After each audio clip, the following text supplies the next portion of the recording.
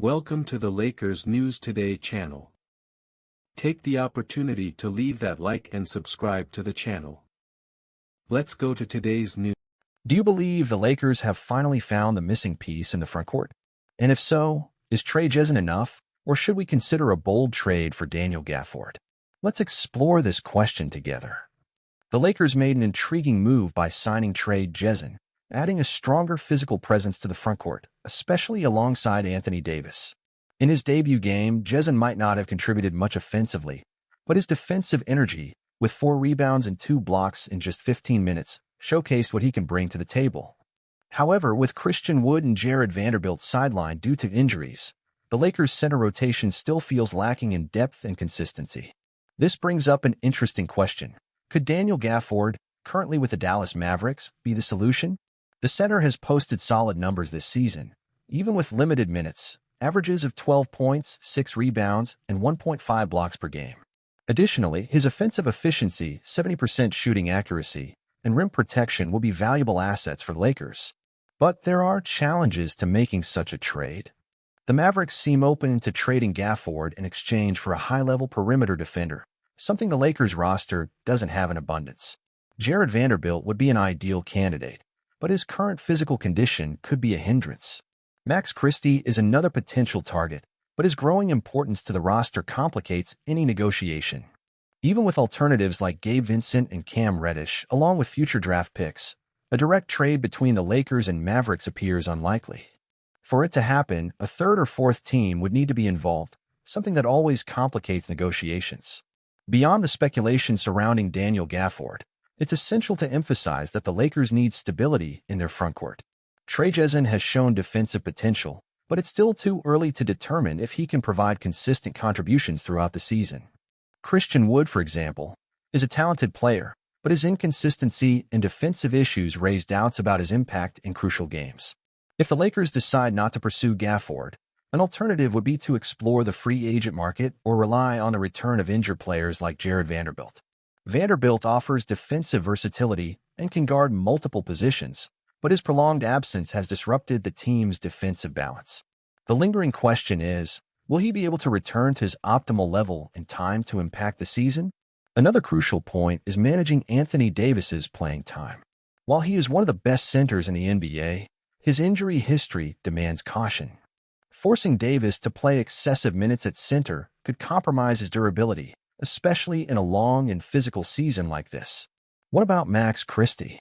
The young player has impressed with his energy and defensive growth, but would it be wise to include him in a trade right now? Christie represents the Lakers' future and has already earned a significant spot in the rotation, especially in situations where the team needs a reliable 3-and-D player. Losing an ascending talent like him could be too high a price for a player like Gafford, who, despite his qualities, is more limited offensively and doesn't perfectly fit the Lakers' playing style. Whether it's Trey Jessen, the return of Vanderbilt, or even a bold trade, it's clear that the Lakers need a definitive solution for the frontcourt. The trade deadline is approaching, and tough decisions will have to be made. Rob Pelinka will have to balance the team's present and future, ensuring the Lakers remain competitive without compromising their most valuable assets. So, Lakers fans, what do you think? Should the Lakers go all in for Daniel Gafford or trust the potential within the roster? Share your opinion in the comments and join us at the Lakers News Fan Report for updates on trades, analysis, and much more. As a Lakers fan, I believe Trey Jessen was an interesting addition, especially considering the injury problems in the frontcourt. He brought defensive energy that, while not reflected in scoring, makes a difference in the game. But to be honest, I think something is still missing to ensure consistency and depth in the center rotation. When I think of Daniel Gafford, I see a player who could add a lot defensively, with his rim protection and efficiency in close-range shooting. However, I'm not sure it would be worth giving up young and promising pieces like Max Christie, who is already showing great potential.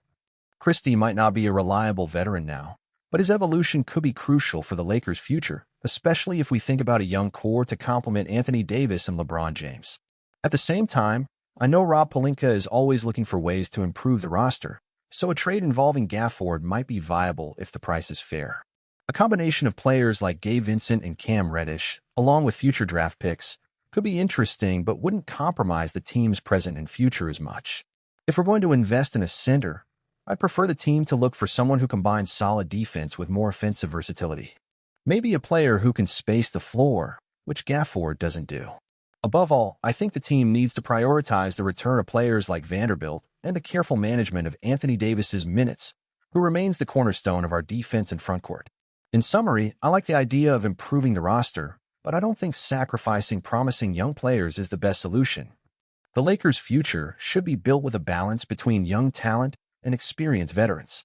As a fan, I'd rather see the team grow sustainably, even if it means passing up a tempting trade now. After all, a championship isn't won just with bold moves, but with smart, well-planned decisions. Considering the balance needed for the Lakers' success, I believe the roster management must be even more strategic this season. With LeBron James in his 21st year and still playing at an elite level, every front office move needs to hit the mark because the time to maximize the potential of this duo between LeBron and Anthony Davis is running out. This doesn't mean we should be impulsive. Sacrificing talents like Max Christie or even Jared Vanderbilt, despite his injury history, would be too risky. Christie, in particular, has shown maturity for such a young player, and his defensive ability and shooting make him indispensable in the current scheme. He might not be the most talked-about player right now, but his impact could be felt in crucial moments of the season. Regarding the frontcourt, Trey Jessen might not be the ultimate solution, but he adds something the Lakers have been lacking: physicality and defensive energy.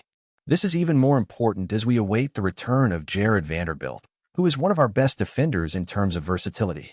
Perhaps, instead of pursuing someone like Daniel Gafford, the Lakers should explore lower-cost options that can complement the roster without jeopardizing the future.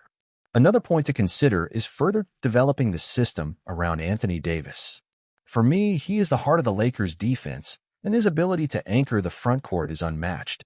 The challenge is to keep him healthy and motivated, which means surrounding him with players who can ease his defensive and offensive workload. If the team continues to face injury issues, then yes, a trade might become inevitable, but it needs to be carefully thought out. Ultimately, I believe the key to success this season is patience. We are building something special with young pieces like Christie and even Austin Reeves, who continue to develop. Losing players like this in rush trades could cost us dearly in the future. So as a fan, my opinion is clear. It's only worth pursuing a player like Daniel Gafford if the price doesn't compromise the young core or the team's financial flexibility. Otherwise, I trust the development of the current roster and the return of injured players to complete the rotation.